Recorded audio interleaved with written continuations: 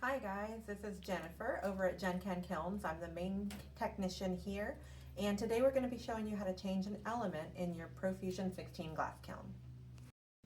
To do this job, you're ideally going to want to have at least a drill and a 1/4-inch driver bit, but if you don't have a drill with a 1/4-inch driver bit, most everybody has in their garage one of these screwdrivers that has the interchangeable magnetic heads on it, where you just flip it around and change out the bits, because that empty is a 1/4-inch, and that's what you need to take these screws out. So either of those tools will do, and you'll also need a flathead screwdriver anyway. You'll want to have wire strippers handy that will strip 12 gauge wire, 12 to 10 gauge, and a regular pair of pliers, and a pair of good wire cutters that will go through heavy wire.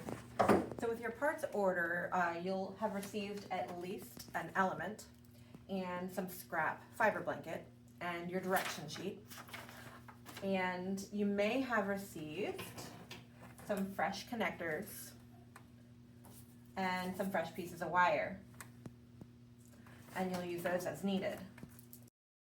To do this job, you're ideally going to want to have at least a drill and a 1/4-inch driver bit, but if you don't have a drill with a 1/4-inch driver bit, most everybody has in their garage one of these screwdrivers that has the interchangeable magnetic heads on it, where you just flip it around and change out the bits, because that empty is a 1/4-inch, and that's what you need to take these screws out. So either of those tools will do, and you'll also need a flathead screwdriver anyway. You'll want to have wire strippers handy that will strip 12 gauge wire, 12 to 10 gauge, and a regular pair of pliers, and a pair of good wire cutters that will go through heavy wire.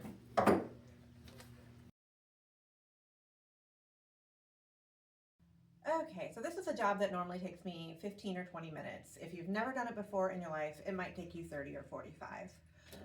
You're going to start by making sure the kiln is unplugged from the controller, so there's no possible power to it. And then we're going to go around with our drill, and we're going to remove the 4 Tech screws that hold on the orange cover boxes. And like I said, if you don't have a drill, this is where you can use your hand driver. It just takes a little longer. So you can take your bit out, 1/4-inch driver, and you can do it by hand.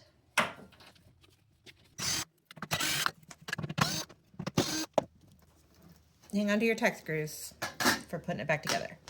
Okay, so then you're going to check around the kiln just to make sure that there's no other screws holding the frame together, or like this one is grounded to the frame, so I'm going to take the ground screw out. And sometimes there might be extra screws holding the frame together up top. So down about the first 2.5 inches on the frame, you just want to make sure there's no other screws all the way around, so that the lid will lift up easily. Okay, so this lid piece is going to lift straight up out of the frame. And to do this, it's a good idea you can do this a couple of different ways. I'm going to take the handle off because it's in there pretty tightly. And I'm going to loosen a couple of screws around the frame just to give it a little more wiggle room to come out. And you don't always have to do this. Sometimes they pop right out, but we're going to show it here. So we're just going to loosen the frame just a little bit so that it makes it easier to lift the top piece out. So you can do 2 things. You can push up from the underside like this, and you can use these 2 notches on the side here to just lift it straight up. Okay, so we're lifting it straight up and out, and it's really common to break a little chunk of the fiber off in that process. Like here, I put my fingers there and a little bit of fiber came out. That's cosmetic. Your kilns never stay pretty. It's okay. Don't worry about it, and just sit the lid gently off to the side. So now when you get into it, this is what you're going to see. All your coils are just sitting nicely in there, and they're connected to the power wires on the outside. And usually on this kiln, when a coil burns out, it's not going to burn out inside the kiln because they're quartz encased. It's really hard to burn one of these elements out on the inside of the kiln. So it burns out at the weakest link, which is always the connection points. So you're going to see your connectors, and the one that you're changing is going to be the one that's fried. Okay, so this is a like new kiln. So on yours, some things you might see that are totally normal, and I just like to talk about it so that you don't get worried when you see it, is oftentimes there's going to be a halo of brown in your fiber, and that's totally normal. That's from the material that has been in the kiln that is burned out. It's from the fiber binders itself, because it gets hot enough to burn it out only in a certain amount. And then it's not hot enough to burn it out, and then you're going to start to see like a kind of a halo of brown and gray from where it stopped burning out all the way. You may see the same kind of thing around your insulators. So you may see browning around your insulators. You may see rust in your frame. All of that's normal. You may see green connectors, and that just means that wherever you're keeping your kiln is a humid environment, which is not ideal. So if your connectors are green, you might consider relocating your kiln to somewhere that's drier. And we're also going to inspect your wire connectors, the rest of them, not just the one that burned out. We're going to look at the other ones and look for signs of heat, because if any of them look like they've been getting excessively hot, you're going to want to change those connectors as well to just make that element last as long as it can. And here, you're going to inspect at the switch and look for any signs of heat. And if there's any signs of heat at the switch itself, you're going to call me and order another switch, because we're going to change that too. The first thing that you're going to do is disconnect your problem child. So you can hold the barrel connector with a pair of pliers, and you just open the wire connector with a screwdriver. And it should come right off. If it's gotten so hot that it doesn't come off easily, you can just cut it off, because you're going to be replacing the connector anyways. So you're going to disconnect it on both sides.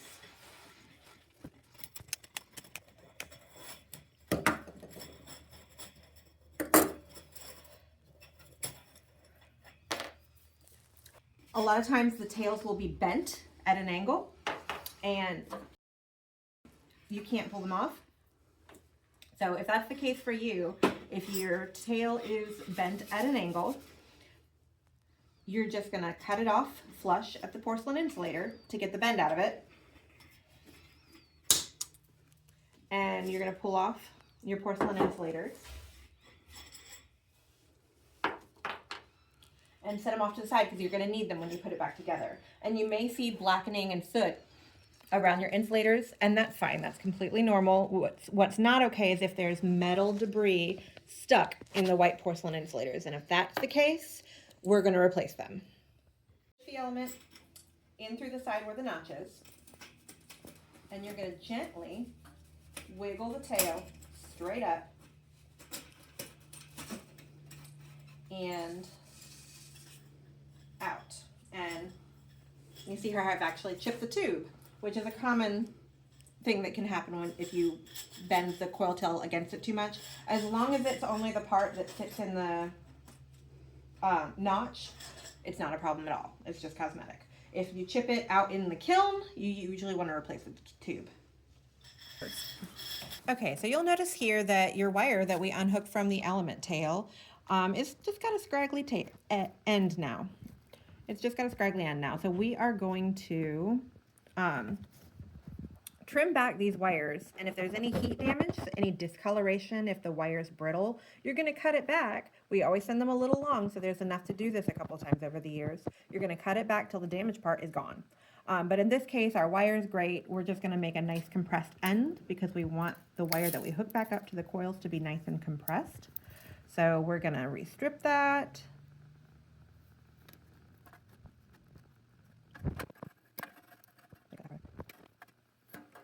And now we have nice compressed wire.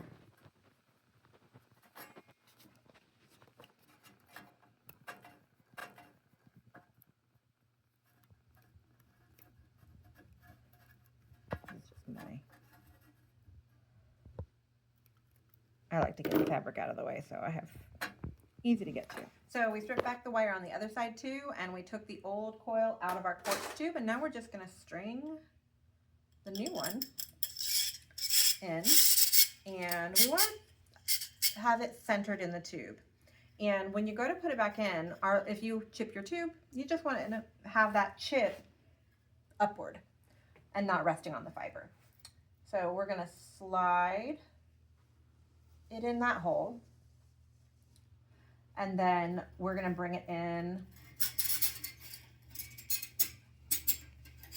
on the other side. And sometimes if your tail is a little too long to bring it in, you can trim a little bit of it off, but not much, because you're gonna need your excess to hook it up on the outside. So I'm gonna cut off about 1.5 inches on this one.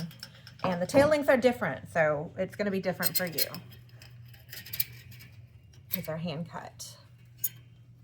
So we're gonna come in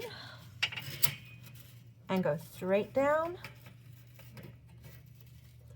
through the notch. And we've got it out the other side now. And we're gonna pull the element until it's centered in the tube. And you're gonna see a little extra tail here. And then you've got a little scrap piece of fiber. And anytime we change the coils, you're gonna damage the fiber a little bit. It just comes with the territory, but we're just gonna replace that damaged fiber. We're gonna take and we're gonna tuck a little bit of fiber blanket in the ends of the tubes, just to help keep the heat out of our connection box. And the fiber should stop where the tail does. So never stuff more fiber in than to where it's touching the element. Just have it on the tail, the twisted part of the tail. And our little area in the top where we pulled a little bit of fiber out, you can pull that fiber apart like cotton batting. You can use a flathead screwdriver to gently tuck it down. But we are just gonna replace any fiber we might have damaged, and it doesn't take much. And I often will tuck a little tiny bit in the hole on the outside too. All we're doing is giving ourselves good insulation value between the heat and your connections. I'm doing the same thing on the other side, and it's actually easier to tuck the fiber in the ends of the tubes before you put the coil in. So I'm just kind of tucking it in after, but it's easier to do that before you put the coil back in the kiln. Just a little bit of fiber in the ends of the tubes, and it doesn't have to be much. And you don't want it covering the actual element. A tiny bit in there. And then we're going to replace our porcelain insulators.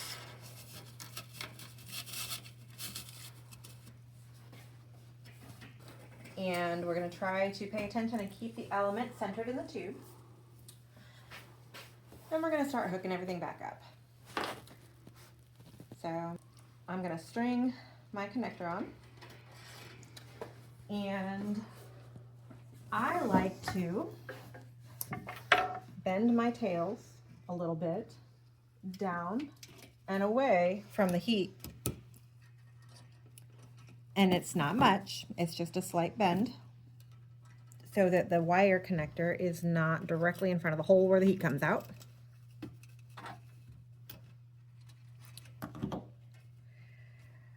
And you want to have the tail of the element closest to the screw head and the stranded wire at the bottom of the connector. And the reason that we do this is because it's really easy to get some of that stranded wire stuck up in the threads of the connector, and it will feel tight, but it's not. So we're gonna put the stranded wire at the bottom and the tail at the top, and we're gonna finger tighten it.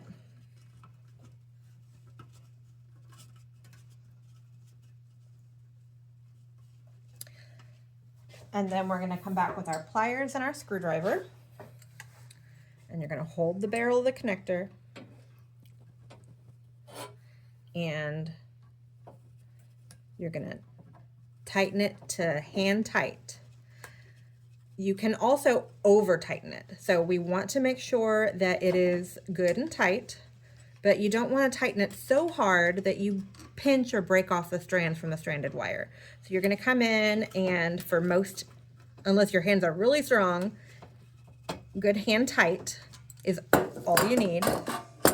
And then after it's on, just give it a twist and make sure the whole element tail twists with it, that it's not twisting on the tail.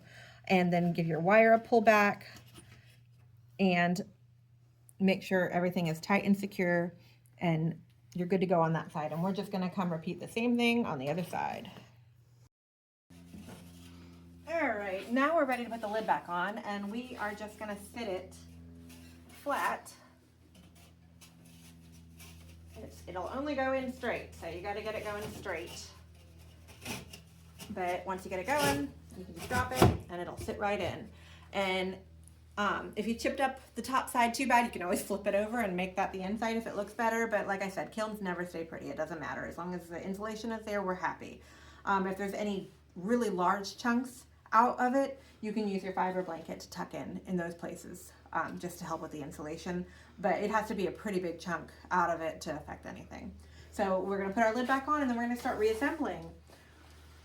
I'm gonna start by putting this kiln, the ground screw was at the frame, so we're gonna put that back. Most of them are grounded at the mesh, and you don't have to worry about this part, but I'm just showing it for the people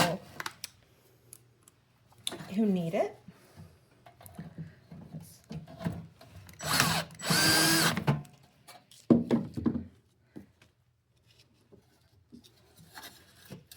And we're gonna make sure that we're not pinching any wires between the box and the frame, and that when we put our box back on the frame, that none of our connectors or element tails or any exposed wire can touch either the metal from the box or the frame of the kiln. So you can look down through the mesh and make sure you have good clearance.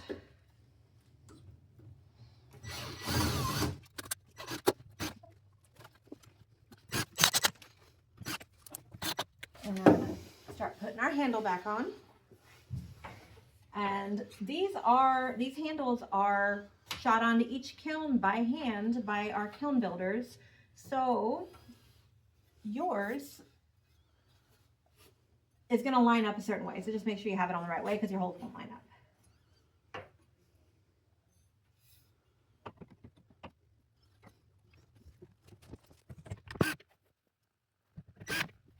And we're going to go do the same thing on the other side. Remember, any of these wires, if they look burned or brittle or discolored, you're going to want to replace them. So if it's just at the end and you can cut it back to where the damaged part is gone, that's fine. But if there's too much of it and you're having to stretch or, pull the wire to make it reach, you just want to replace the wire.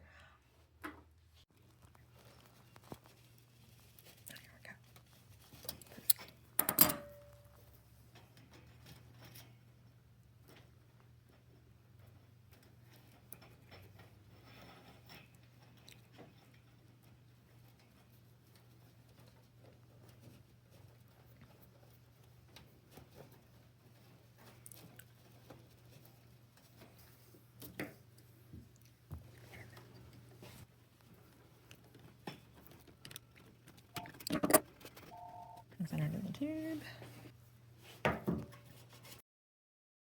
So now we're going to come in and trim the excess element tail so that we don't have our elements shorting against the box.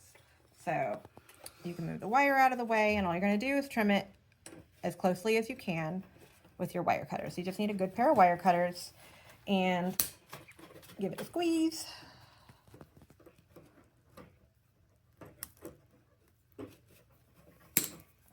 And you just don't want too much excess tail sticking into the box. Perfect.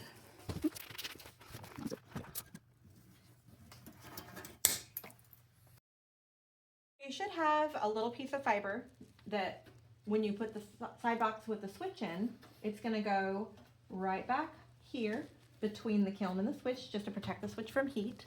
That is something that we learned over the years, because we learn as we go, just like you do. If you have an older kiln and it does not have that, you can use some of the fiber that we sent you with the element. It pulls apart like cotton batting, and it'll do the same job. All we're doing is keeping the heat off of that switch. All right, so we're going to replace the other side box, and I noticed when I got it lined up that this connector is going to be a little close to the mesh. It's not touching, but it's close enough that if it moves a little bit, it could.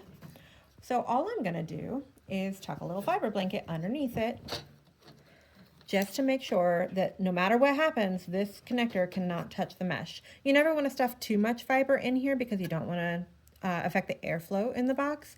But to prevent a short, that little piece is going to do the trick perfectly. And then we're just going to shoot it back on just like the other side.